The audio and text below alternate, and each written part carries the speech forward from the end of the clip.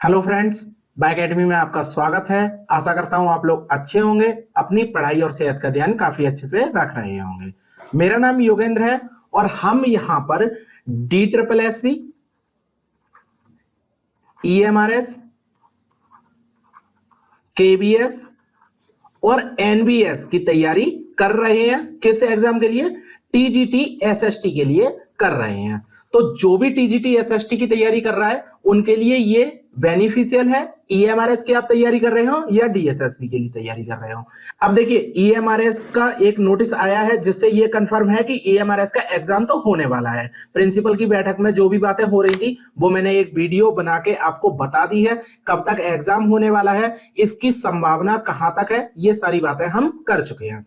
तो आज हम इकोनॉमिक्स स्टार्ट कर रहे हैं। पॉइंट है हमारा 9th क्लास की एनसीईआरटी इकोनॉमिक्स बुक का नाम है। और कौन सा चैप्टर हम पढ़ रहे थे? चैप्टर 1 पढ़ रहे थे, स्टोरी ऑफ पालमपुर ब्लेज।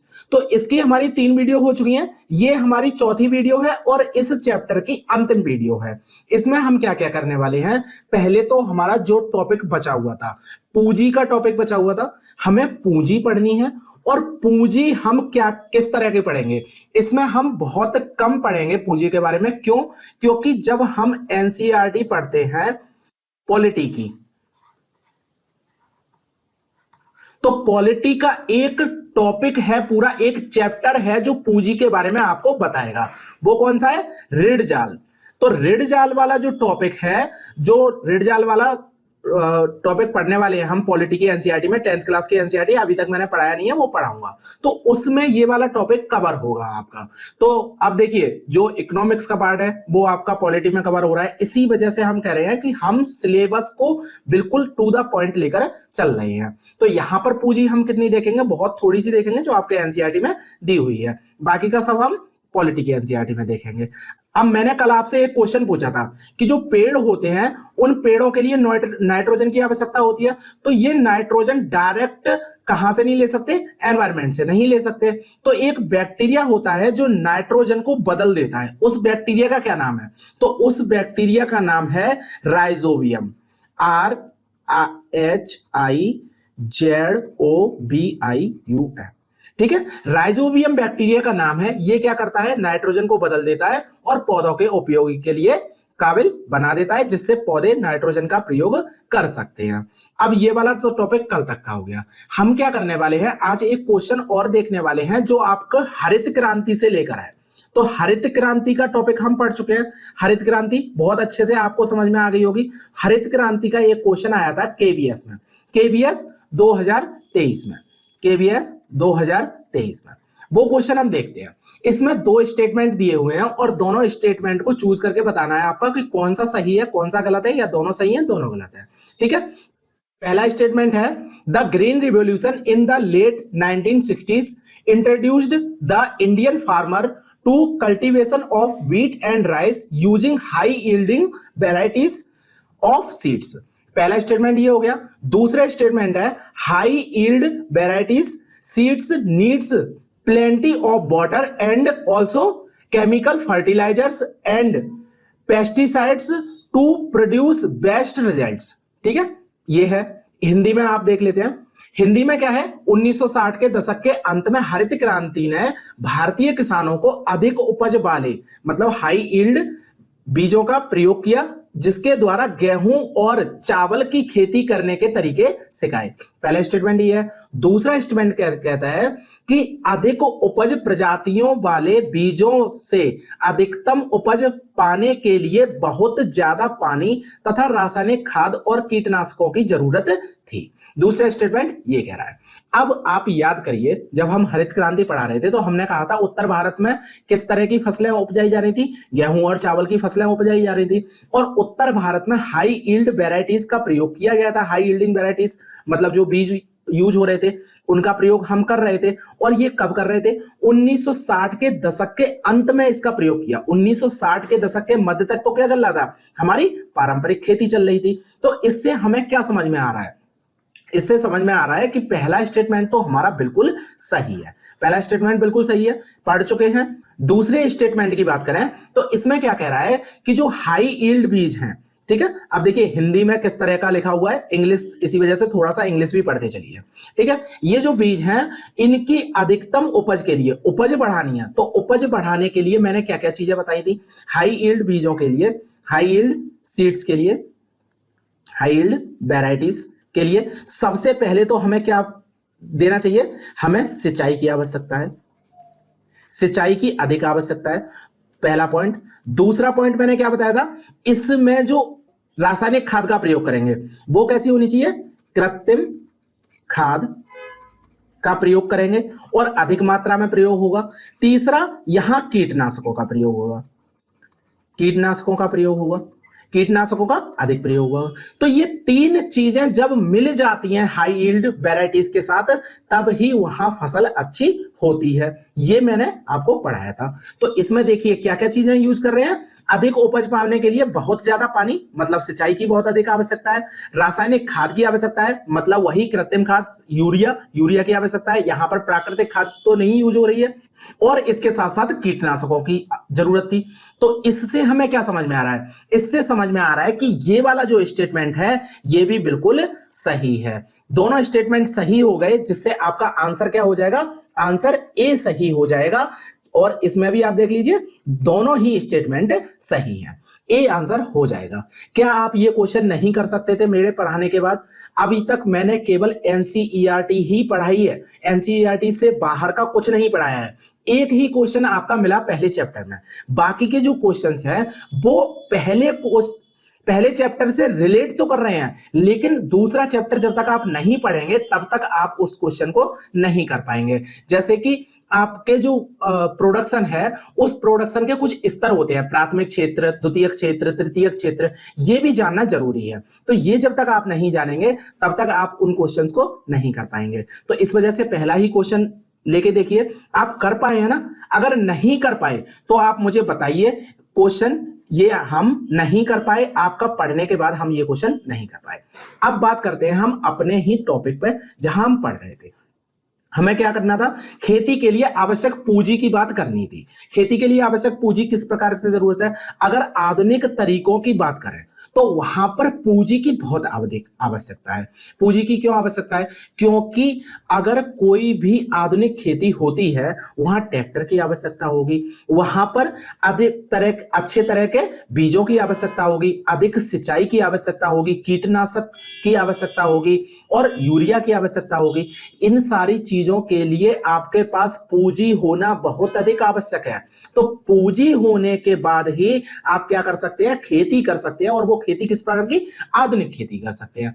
अगर आप पारंपरिक खेती करना चाहते हैं तो आपको अधिक पूंजी की आवश्यकता नहीं है। वहां पर तो आप क्या करेंगे, गाय का गोबर, भैंस का गोबर यूज करेंगे।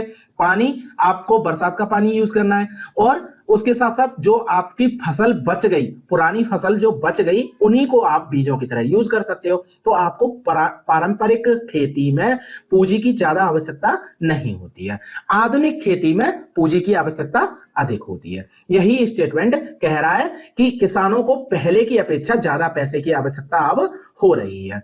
और अधिकांश जो छोटे किसान हैं उनके पास पूंजी तो होती नहीं है, तो पूंजी की व्यवस्था वो करते कैसे हैं? जो छोटे किसान हैं उनकी बात कर रहे हैं, बहुत छोटे किसान होते हैं, ठीक है। अभी तक मझले किसानों पर भी हम नहीं पहुंचे हैं, जो स्मॉल फार्मर्स पर पहुंचे हैं। तो स्मॉल फार्मर्स क्या करते हैं, बड़े फार्मर्स से या फिर साहूकार से पैसा उधार ले लेते हैं। उधार कैसे लेंगे कि अरे सर मुझे थोड़ा सा पैसा चाहिए, जब मैं फसल उगा लूंगा अपनी फसल को मार्केट में बेच दूंगा, बेचने के बाद आपका पैसा चुकता कर दूंगा। ये वाली बात कहकर वो पैसे उधार लेते हैं।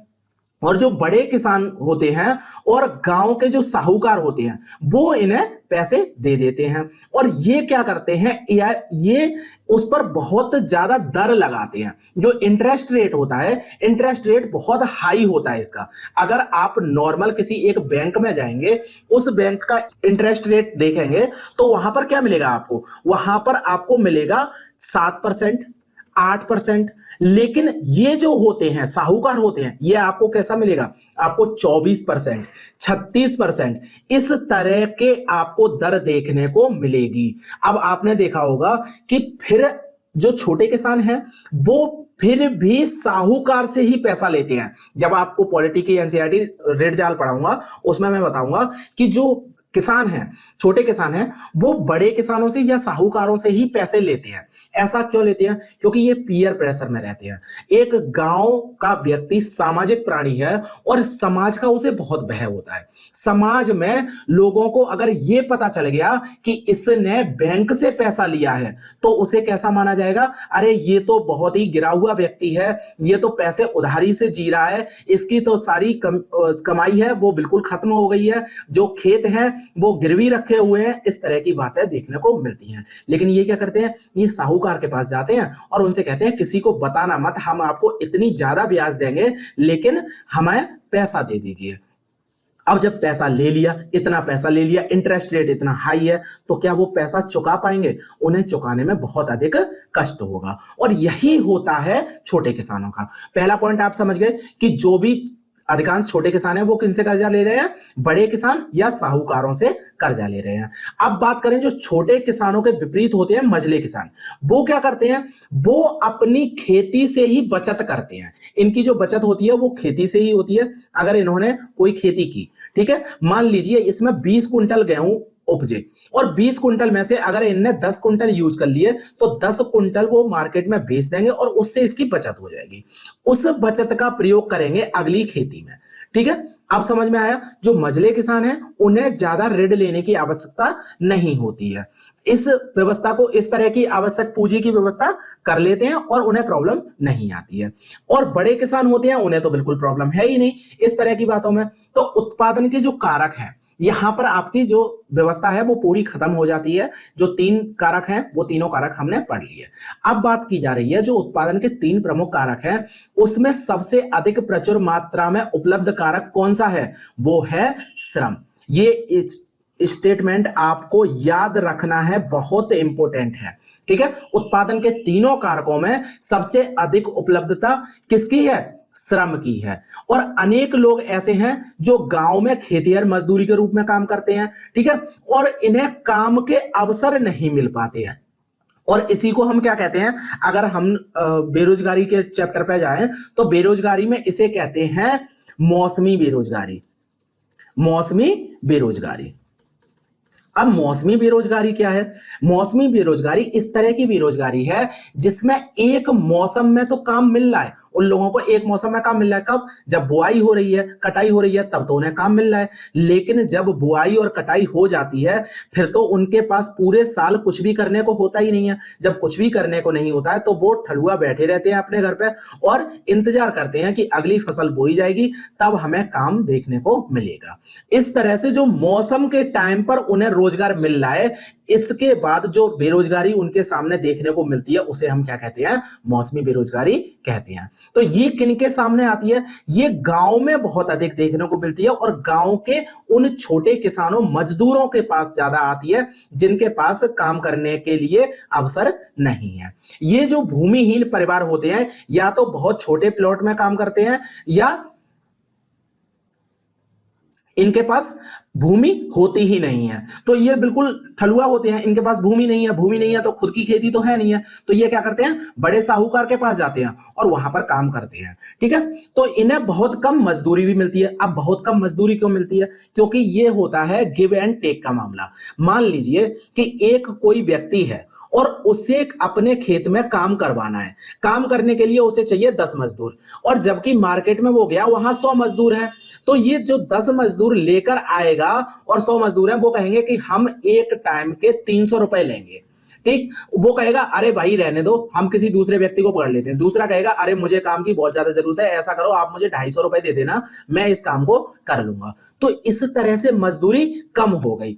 अब यहीं पर अगर मजदूर 8 होते और लोगों की 10 की आवश्यकता होती तो ये क्या करते? बार्गेनिंग करते कि हमें तो जाना ही नहीं है भाई, अगर आप 300 दे रहे हो तो अभी हम नहीं जाएंगे, हम तो 400 लेंगे, जब 400 आप दोगे तभी हम जाएंगे। तो इससे इनकी इनकम बढ़ गई। जबकि हमने पहले ही बता दिया कि जो श्रम है वो सबसे प्रचुर मात्रा में मिलता है अपने देश में। बेरोजगारी बहुत ज्यादा है और लोग कोई भी काम करने के लिए तैयार हो जाते हैं। और जब काम करने के लिए तैयार हो जाते हैं तो अपने भरण पोषण के लिए वो ये कहते हैं कि कुछ ना मिलने से कम मिलना अच्छा, 300 रुपए ना मिले 250 मिल जाए, लेकिन हमें मिल तो जाए 250 रुपए, हम 2 वक्त की रोटी तो खा लें, इसलिए वो इस तरह का काम करते हैं और उनकी मजदूरी जो होती है वो बहुत कम हो जाती है और जीवन जीना कठिन हो जाता है।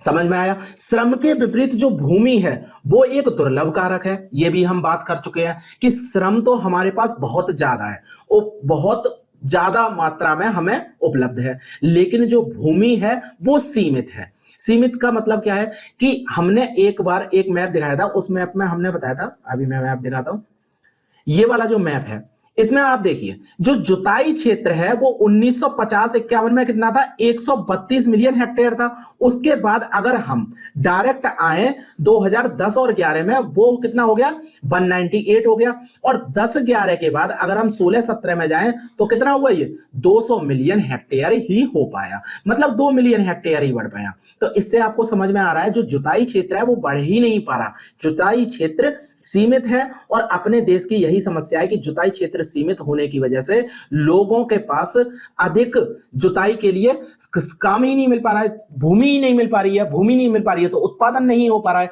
तो उत्पादन के दूसरे कारकों पर वो निर्भर होता है और अधिक जो गैर कृषि कार्य हैं उनमें लगने की कोशिश करता है।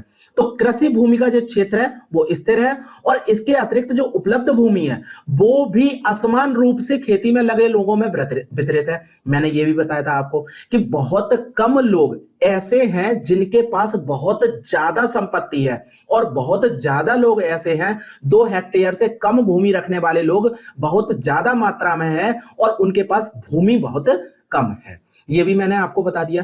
ऐसे कई जो छोटे किसान हैं भूमि के छोटे टुकड़ों पर खेती करते हैं और जिनकी स्थिति भूमिहीन खेतीहर मजदूरों से बेहतर नहीं है। अब 2 हेक्टेयर भूमि लेकर कोई एक व्यक्ति है जिसके परिवार में 6 सदस्य हैं, वो उसका भरण पोषण कर पाएगा? नहीं कर पाएगा, तो वो गरीबी रेखा से नीचे ही माने जाते हैं। अब यहीं पर बात करें बहुविधि फसल प्रणाली की। क्यों बहुविधि फसल प्रणाली का प्रयोग किया गया? क्योंकि पारंपरिक जो खेती हो रही थी उसमें एक बार फसल की एक क्षेत्र में और उसके बाद वो बंजर छोड़ दिया गया और बाद में अगली साल फिर से फसल की एक टाइम पे, मौसम के टाइम पे करते थे, जब मानसून आता था तभी खेती की, उसके बाद फिर से छोड़ दी। तो इस तरह की फसल पहले उपजाई जाती थी। अब क्या होने लगा? अब होने लगा एक ही क्षेत्र पर एक वर्ष में एक से अधिक फसल उगाई जा रही हैं, उसे हम क्या कहेंगे? बहुविधि फसल प्रणाली कहेंगे। इसे ही आधुनिक कृषि विधियों का प्रयोग किया जाता है और इन दोनों से क्या हो रहा है? फसलों में उत्पादन में वृद्धि हो रही है। अब बहुविधि फसल प्रणाली आपको याद रखना है क्योंकि ये क्वेश्चन आपका आ चुका है, ठीक है। खेती की जो आधुनिक विधियां हैं उसमें पूंजी की अत्यधिक आवश्यकता होती है और पूंजी हम लोगों के पास कम होती है। छोटे किसान होते हैं उनके पास पूंजी नहीं होती है, वो कर्जा लेते हैं और कर्जा चुकाना बहुत ही मुश्किल है। क्यों मुश्किल है? क्योंकि ये साहूकार से कर्जा लेते हैं, अपने दोस्तों से कर्जा लेते हैं, बैंक से कर्जा नहीं लेते हैं। और ये कर्जा चुकाना मुश्किल है क्योंकि इसका जो इंटरेस्ट रेट होता है वो हाई होता है। अब आप समझ गए। इसके बाद अगर हम बात करें, भूमि और पूंजी दोनों ही दुर्लभ है, भूमि भी दुर्लभ है, पूंजी भी दुर्लभ है, लेकिन श्रम बहुत अधिक मात्रा में मिलता है। जो श्रम करने वाले श्रमिक हैं वो अधिक मात्रा में पाए जाते हैं, इसी वजह से उनका पारिश्रमिक बहुत कम होता है। और ये जो पूंजी है, भूमि प्राकृतिक संसाधन है जबकि जो पूंजी है वो मानव निर्मित संसाधन है। तो ये भी पॉइंट आपको याद रखना है, इस पर भी मैं इंपोर्टेंट लगा देता हूं, ये आपको याद रखना है। पूंजी को बढ़ाना संभव है जबकि भूमि स्थिर है। तो यहां पर यह भी हो जाता है कि क्वेश्चन आ सकता है कि अगर पूंजी को हम बढ़ाना चाहें तो बढ़ा सकते हैं क्या? बढ़ा सकते हैं, लेकिन भूमि को अगर बढ़ाना चाहें तो बढ़ा सकते हैं? नहीं बढ़ा सकते क्योंकि भूमि स्थिर है। एक बार प्रकृति ने हमें भूमि दे दी, बस उतनी ही भूमि हमारे पास है, हम भूमि को और ज्यादा नहीं बना सकते। कितना हम उर्वरकों का यूज करेंगे जिससे हम बंजर भूमि को भी उपजाऊ भूमि बना सकें? जितनी बनानी थी उतनी बना चुके, और भी आगे टेक्नोलॉजी आएगी जिससे भूमि बन सकती है, लेकिन इससे ज्यादा भूमि नहीं बन सकती है। तो यह बहुत आवश्यक है कि भूमि और खेती में प्रयुक्त अन्य प्राकृतिक संसाधनों की अच्छी तरह से देखभाल की जाए। ये एक तरह से रिवीजन टाइप है। अब बात करते हैं अधिशेष कृषि की। अधिशेष कृषि क्या होती है ये भी मैंने आपको बताई थी। सरप्लस एग्रीकल्चर क्या है? सरप्लस एग्रीकल्चर उसमें आता है, जैसे मान लीजिए आप में आपने खेती की और खेती करने के बाद आपके भरण पोषण के लिए 2 कुंटल गेहूं की आवश्यकता है, लेकिन उसमें हो गए 10 कुंटल गेहूं, तो जो 8 कुंटल गेहूं बचे ये आपका सरप्लस कहलाएगा। समझ में आया सरप्लस क्या है? इतना ही सरप्लस है, कुछ भी ज्यादा एक्स्ट्रा पढ़ने की जरूरत नहीं है, जो आपके एग्जाम में आएगा बस वही पढ़ने की जरूरत है। तो इतना हो गया आपका कृषि के बारे में, ठीक है। और बाकी का अब है गैर कृषि क्रियाएं। गैर कृषि क्रियाएं किस प्रकार की होती हैं? गैर कृषि क्रियाओं में एक तो होती है डेयरी। डेयरी का क्या किस तरह से चल रहा है? जैसे आपने खेती करना शुरू कर दी और उसके साथ पशुपालन शुरू कर दिया। पशुपालन में आपने 4 गायें ले ली या 4 भैंस ले ली, उसका दूध आप डेयरी में जाकर बेच रहे हैं और ये बहुत अच्छा कारक है। गांव के क्षेत्र में ये डेयरी का काम बहुत अधिक प्रचलित मात्रा में मिलता है। ठीक है। उसके बाद लघु स्तरीय विनिर्माण, आपने देखा होगा सूप बनाना या फिर लकड़ी का काम करना या फिर छोटे मोटे कोई भी काम करना, जैसे आपने बोतल से कोई भी डिजाइन बनाना शुरू कर दी, वो श्रृंगार का कोई काम बनाना शुरू कर दिया, ये काम आपको गांव क्षेत्र में देखने को मिल रहे होंगे। इसके बाद दुकानदारी, आपने क्या किया? शहर में जाकर सामान खरीदा और गांव में एक दुकान डाल ली और दुकान पर क्या करने लगे? अपना सामान थोड़े से अधिक रुपयों में बेचना शुरू कर दिया। ऐसा भी होता होगा ना, आपने गांव में देखा होगा कि चीज जो मार्केट में मिल रही है आपको शहर में मिल रही है, उससे कुछ ज्यादा रुपयों में गांव में मिलती है। इससे ही आपका थोड़ा सा प्रॉफिट होता है। अब चौथा है आपका परिवहन। परिवहन तेजी से विकसित होता एक क्षेत्रक है। परिवहन क्यों आवश्यक है? क्योंकि हर क्षेत्र में परिवहन की आवश्यकता है। अगर आप शिक्षा के क्षेत्र की बात करें, अगर आप स्वास्थ्य के क्षेत्र की बात करें, अगर आप कृषि क्षेत्र की बात करें, वाणिज्यिक क्षेत्र की बात करें, विनिर्माण क्षेत्र की बात करें, तो सभी क्षेत्रकों में परिवहन की आवश्यकता बहुत अधिक देखने को मिलती है। परिवहन नहीं होगा, अगर आपका ट्रांसपोर्टेशन अच्छी तरीके से नहीं हो पा रहा है, तो फिर ये सारे ही कारक निरर्थक हो जाएंगे। अगर आप एक गांव में रहने वाले हैं और शहर में स्कूल में जाकर पढ़ाई करते हैं, 4 घंटे आपको स्कूल जाने में लगे, 4 घंटे लौटने में लगे, 8 घंटे तो आपको जाने आने के ही चले गए। आप पढ़ने जाएंगे, आपके घर वाले पढ़ने की अनुमति देंगे? नहीं देंगे। वो कहेंगे बेटा घर पे पढ़ ले जितना पढ़ना है, क्योंकि ऐसे तो तेरा पूरा दिन खराब हो रहा है, क्या मतलब है पढ़ाई करने का। स्वास्थ्य, एक व्यक्ति बीमार पड़ा, वो गया 4 घंटे में पहुंचा, तब तक वो चला गया, ठीक है, भगवान को प्यारा हो गया। ये आपने देखा होगा माजी द माउंटेन मैन मूवी, काफी अच्छी अच्छी मूवीज होती हैं, उन्हें देखा करिए, थोड़ी सामाजिक मूवी। ये पता नहीं क्या आजकल नई मूवीज आने लगी हैं बेकार सी, तो उन्हें मत देखिए। ओके। उसके बाद अगर आप क्या कर रहे हैं, आप दुकानदारी कर रहे हैं, तो मार्केट से सामान लेकर आएंगे, लेकर जाएंगे, उसमें भी जरूरत है। अगर आपने कृषि की, कृषि में एक तरह की केवल गेहूं ही थोड़ी नहीं होता है, आपने टमाटर उगाए। अब टमाटर आपने उगाए, आपको 4 दिन लग रहे हैं मार्केट में जाने, 4 दिन में तो टमाटर खराब हो गए आपके। अब क्या करेंगे आप? इसी वजह से कहा जाता है कि परिवहन की बहुत अधिक आवश्यकता है। और ये क्वेश्चन इंपोर्टेंट भी है और ये आपका क्वेश्चन आ चुका है, ये किसी और एग्जाम में आया है, टीचिंग एग्जाम में नहीं आया है शायद, ठीक है। तो इसे भी याद रखना, परिवहन आपको याद रखना है। ये तेजी से विकसित होता एक क्षेत्रक है। तो अब आपको समझ में आ गया गैर कृषि क्रियाएं कौन कौन सी हैं। और अगर आपको क्वेश्चन दिया जाए कि गैर कृषि क्रियाएं और नीचे सब कुछ लिखा हुआ है, तो आप टिक लगा सकते हैं ना, यही नाम लिखकर आएंगे और इन नामों में से आपको टिक लगाना है गैर कृषि क्रियाएं कौन कौन सी हैं। तो आज के लेक्चर में इतना ही रखते हैं। आपको एक क्वेश्चन भी दिखा दिया जो आप अच्छे तरीके से कर पा रहे होंगे। अगर नहीं कर पा रहे हैं तो आप बताइए कि नहीं ये क्वेश्चन हमसे नहीं बनना है, और अगर कर पा रहे हैं तो आप कमेंट बॉक्स में बताइए कि देखिए आपने पढ़ाया था उसमें से क्वेश्चन बन के आ रहा है आपका। और बाकी के जो भी टॉपिक होंगे उन टॉपिक्स के हम क्वेश्चंस धीरे धीरे करके लेकर आएंगे। अभी देखिए मैंने एक क्वेश्चन दिखाया, आपका सर और क्वेश्चन दिखाइए, और क्वेश्चन। आपकी पीवाईक्यूज की सीरीज स्टार्ट तो होने दीजिए। आपको डेली 20 क्वेश्चन मिलेंगे, डेली 20 क्वेश्चन हम एक दिन में कराएंगे आपको।